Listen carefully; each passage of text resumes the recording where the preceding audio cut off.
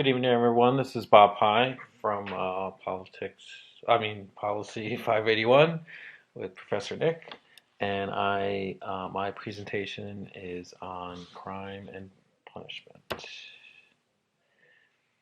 The U.S. Leads the world in incarcerating its citizens. Um, the reason for this is tough on crime laws of the past decades have had the result of just filling our prisons without having much of an impact on crime. The social and financial costs of this are astronomical, and more importantly, the impact on the crime rate is minimal, especially when compared to the costs. My question is, how can we lower the crime rate while minimizing the financial and social costs to society? In this graphic, I demonstrate that the U.S. Is in the top 10 of countries who incarcerate their citizens with a rate of 753 citizens per 100,000 residents. We are so this is the top 10, and we are number one. In this graphic, you can see that when you compare the massive incarceration rate in our country, beginning from 1960 through 2008, you can see that the population and crime rates have kind of gone along at a steady pace, whereas the incarceration rate has disproportionately shot up. And I think this shows that the rate of incarceration is not having much of an impact on crime. And we need to take a look at other options. So the arguments for incarceration are that incapacitation and deterrence. Incapacitation meaning by removing someone who commits a crime from society by putting them in jail, they can't commit crime. And deterrence meaning the stricter a law is, or the stricter the punishment is, the more or the less likely someone is to commit those crimes again. And as I found in my research, is that for every good idea and every theory that is put out there, there is an opposing theory, and so there are other researchers that say that neither of these is true, and that the mass incarceration actually leads to more crime. Some of the tough on crime policies that have come about over the past decades are the war on drugs, three strikes laws, mandatory minimum sentencing, trying children as adults. I mean, all of these tough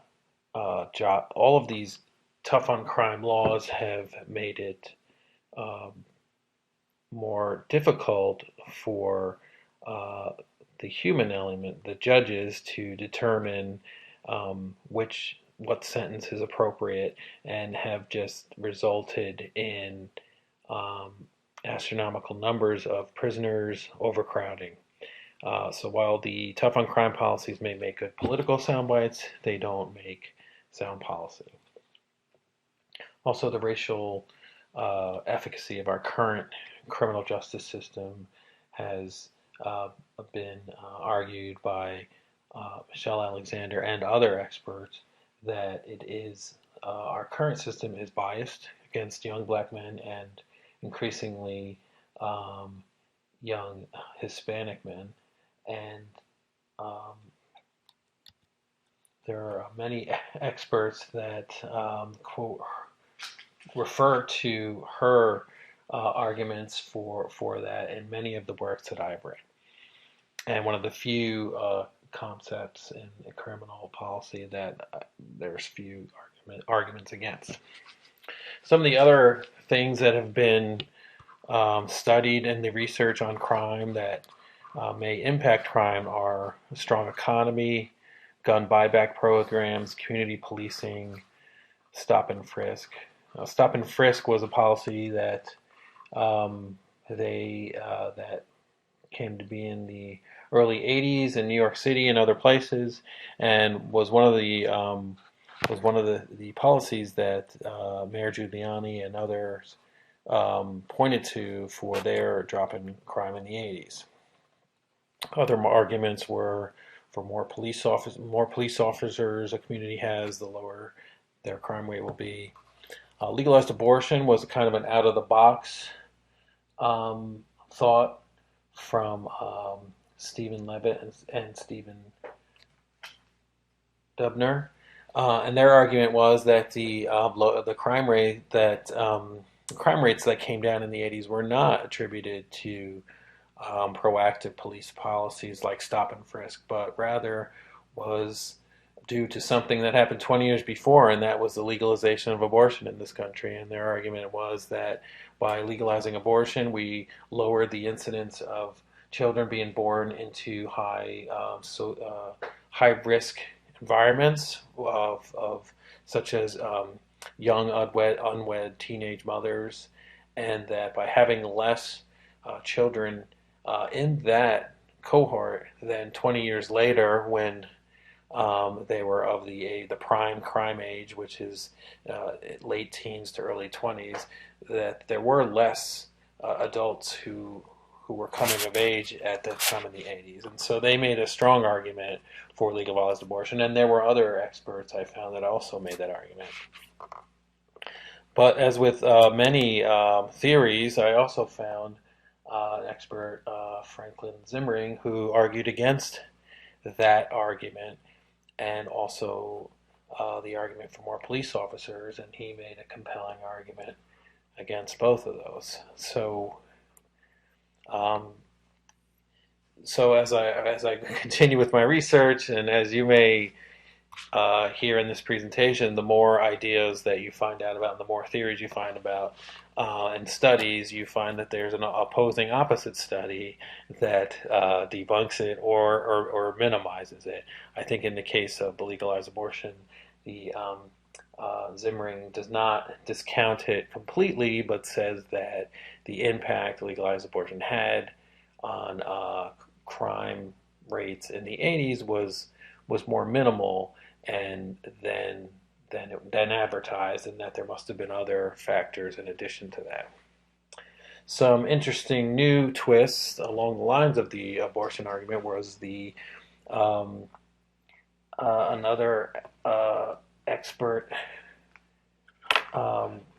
Messner and Rosenfeld, who argued in their book that the part of the problem with with crime in the United States is actually has its genesis in the American dream, and the concept of Americans, winning at all costs and achieving at all costs, lends itself to not thinking about the consequences of one's actions. And so they argue that there are some societal reasons for the crime rate in the United States. Some of their other interesting arguments are that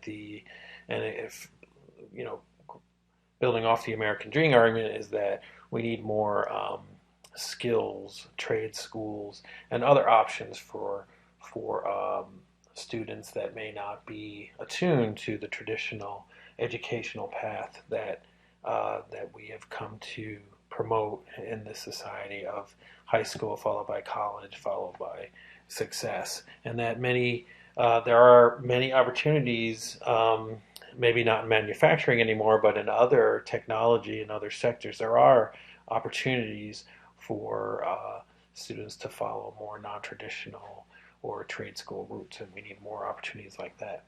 They also make a strong and compelling argument for families, and what they say is that if we increase their argument is that a strong family and strong familial support for children creates an environment, the opposite of what Levitt was talking about, the high-risk environment, that a strong family um, uh, supports a child and leads to less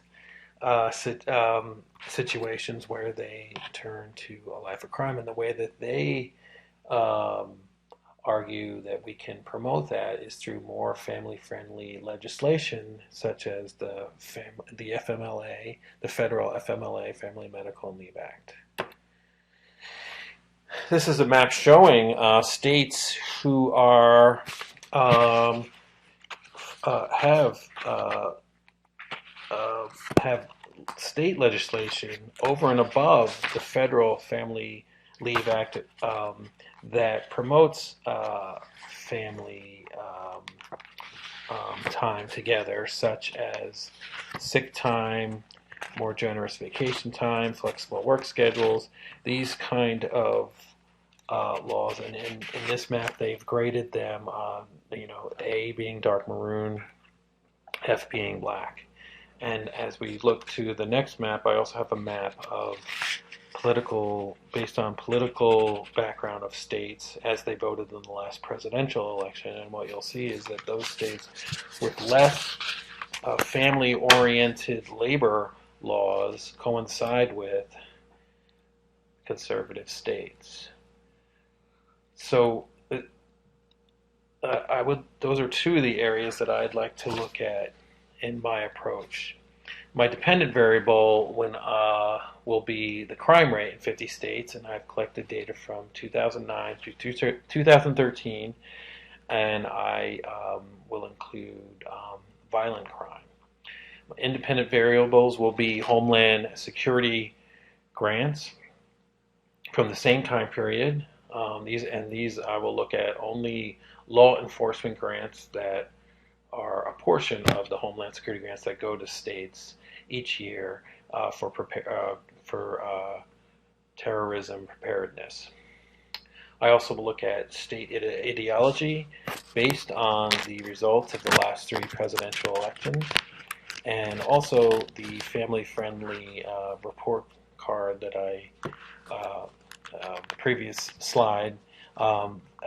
The Coalition for Women and Families who put out that slide have report cards for 2012 and 2013, and I will compare all of these to the crime rate in the 50 states to see if there is a correlation to lowering the crime rate. Thank you very much, and I look forward to hearing your comments.